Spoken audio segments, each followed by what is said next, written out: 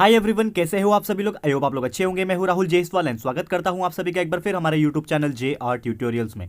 Friends, आज again आपके सामने एक most important biological lecture video लेकर आ गया हूं दोस्तों, जिसमें हम पढ़ने वाले हैं हमारे 11th स्टैंडर्ड के लिए बायोलॉजी सब्जेक्ट का जो हमारा चैप्टर नंबर 10 की हमने शुरुआत की थी दोस्तों, जिसका नाम है चैप्टर नंबर 10 एनिमल टिश्यू। आज हम इस पर्टिकुलर चैप्टर का लेक्चर नंबर 4 आपके लिए लेकर आ गए हैं।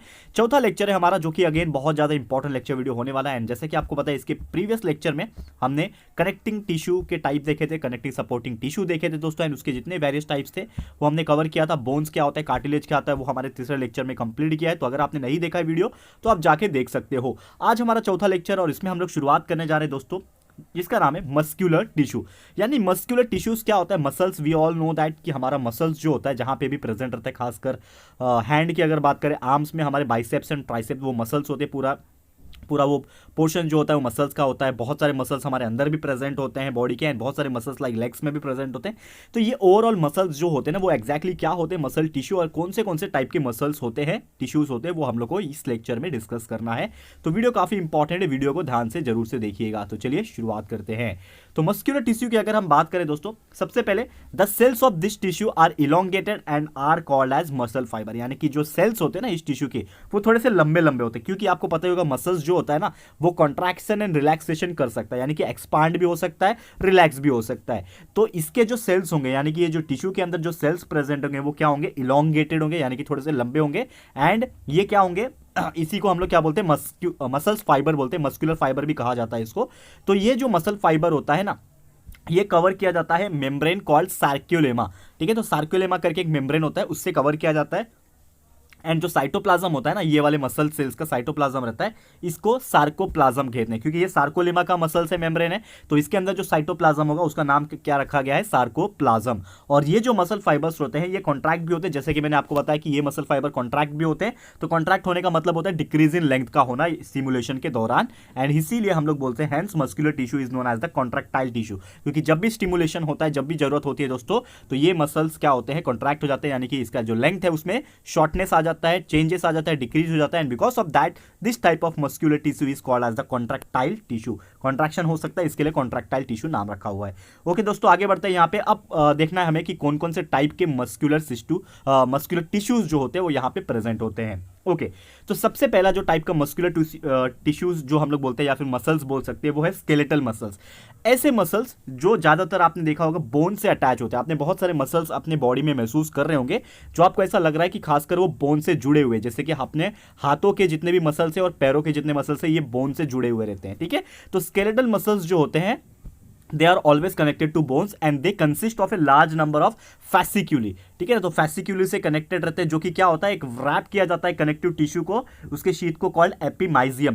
तो एपिमाइजियम या फिर फैस्किया नाम से इसको जाना जाता है दोस्तों, जो कि उससे कनेक्टेड रहता है। और हर मायोफिब्रिल में क्या होता है, it is made up of repeated functional units called sarcomeres. यानी जितने भी मायोफिब्रिल्स होते हैं, जितने भी फाइबर्स प्रेजेंट होते हैं वहां पे, वो सार्कोमियर्स जैसे रिपीटेड यूनिट्स जो होते हैं उससे बने होते हैं। और हर एक सार्कोमियर के पास एक डार्क बैंड होता है और एक लाइट बैंड होता है। तो डार्क बैंड को एनिसोट्रॉफिक बैंड यानी ए बैंड भी कहा जाता है। और इसके सेंटर में, ए बैंड के जो सेंटर में देखा जाए तो एक लाइट एरिया होता है जिसको एच जोन या फिर हेंसन जोन भी कहा जाता है। करेक्ट है, ये आपको याद रखना है। और हर एक एस जोन जो आपका हेंसन जोन होता है, उसके सेंटर में अगर बात करें, एक एम लाइन प्रेजेंट होता है। और ये जो ए बैंड था, it is made up of myosin as well as actin. तो ये दो चीज आपको मेन याद रखने हैं इसमें।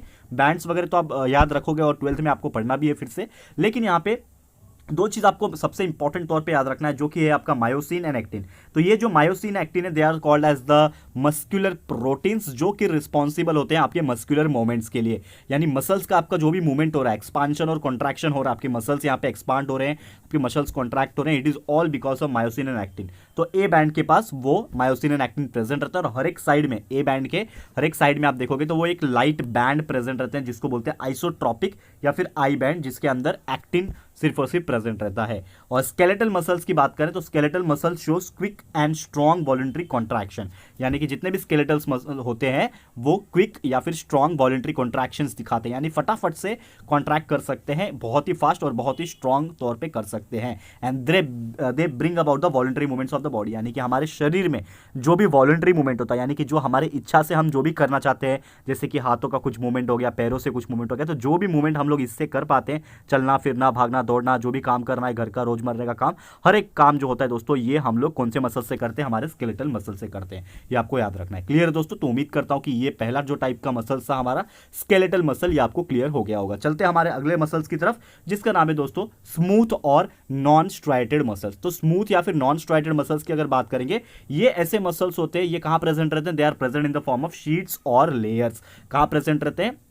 इन द फॉर्म ऑफ शीट्स और लेयर्स के फॉर्म में प्रेजेंट रहते हैं। और हर मसल सेल जो होता है यहाँ पे स्पिंडल शेप का होता है, यानी कि इसका शेप की अगर बात करें तो एकदम पतला सा स्पिंडल शेप होता है, और इसमें जो न्यूक्लियस होता है ना वो एकदम सेंटर में प्रेजेंट होता है, उसके बीच में न्यूक्लियस प्रेजेंट होता है। तो each muscle cell is spindle shape और फ्यूजी फॉर्म बोलते हैं। और ये जो फाइबर्स होते हैं ना ये अनब्रांच होते हैं, इनमें कोई भी ब्रांचेस प्रेजेंट नहीं होते, अनब्रांच होते हैं। साथ ही में इसके अंदर सिंगल न्यूक्लियस जो है वो इसके सेंटर में प्रेजेंट होता है। करेक्ट है, ये आपको समझ में आ गया। स्मूथ मसल्स जो होते हैं दोस्तों, जिसको नॉन स्ट्राइटेड मसल्स के नाम से भी जाना जाता है, तो ये जो स्मूथ मसल्स होते हैं it contain very less amount of myosin. जो आपका मायोसिन था ना वो यहाँ पे कम हो रहेगा एक्टिन के कंपैरिजन में, क्योंकि हमने अभी इसके पहले जो देखा हमने तो उसमें मायोसिन और एक्टिन दोनों इक्वल अमाउंट में प्रेजेंट था। लेकिन यहाँ पे क्या होता है, जो स्मूथ और नॉन स्ट्राइटेड जो मसल्स है हमारा, इसमें क्या होता है कि जो मायोसिन होता है ना वो थोड़ा सा कम तादाद में प्रेजेंट रहता है एज कंपेयर टू एक्टिन। ठीक है, इसके वजह से यहाँ पे स्केलेटल मसल से एज कंपेयर टू ये क्या होता है, थोड़ा सा सॉफ्ट होता है, थोड़ा सा स्मूथ होता है। करेक्ट है। और these are found in the walls of visceral organ. तो नॉर्मली नाम से आपको पता चल जाएगा कि नॉन स्ट्राइटेड मसल है, स्मूथ मसल है। तो जितने भी हमारे अंदर के ऑर्गन्स होते हैं ना, विसरल ऑर्गन जिसको बोलते हैं, ठीक है। तो और साथ ही में ब्लड वेसल्स जो होते हैं, ये जो ऑर्गन्स होते हैं, जैसे हमारा अभी कोई भी एग्जांपल ले लो, आप स्टमक ले लो, हार्ट ले लो, ठीक है ना। हार्ट तो चलो कार्डियक मसल है, इसके बाद तीसरा जो मसल आएगा वो उससे बनाता है, ठीक है। हार्ट की बात नहीं करेंगे, लेकिन स्टमक, लंग्स, किडनी, ये जितने भी अंदर के जो ऑर्गन्स होते हैं, खासकर ब्लड वेसल्स भी अगर हम बात करें, ये जितने भी ऑर्गन्स होते हैं ये कौन से मसल से बने रहते हैं? ये वाले टाइप के, यानी स्मूथ और नॉन स्ट्राइटेड मसल से बने रहते हैं। इसीलिए ये टाइप के मसल्स का एक और नाम है दोस्तों, जिसको बोलते हैं हम लोग विसरल मसल्स। तो ऑब्वियसली विसरल ऑर्गन्स जो मसल से बने रहेंगे उसको क्या बोलेंगे? विसरल मसल्स बोलेंगे। क्लियर है दोस्तों? तो उम्मीद करता हूं कि ये चीज आपको समझ में आ गया होगा। चलते हैं हमारे अगले टाइप के मसल्स की तरफ, जिसका नाम है यहाँ पे कार्डियक मसल्स।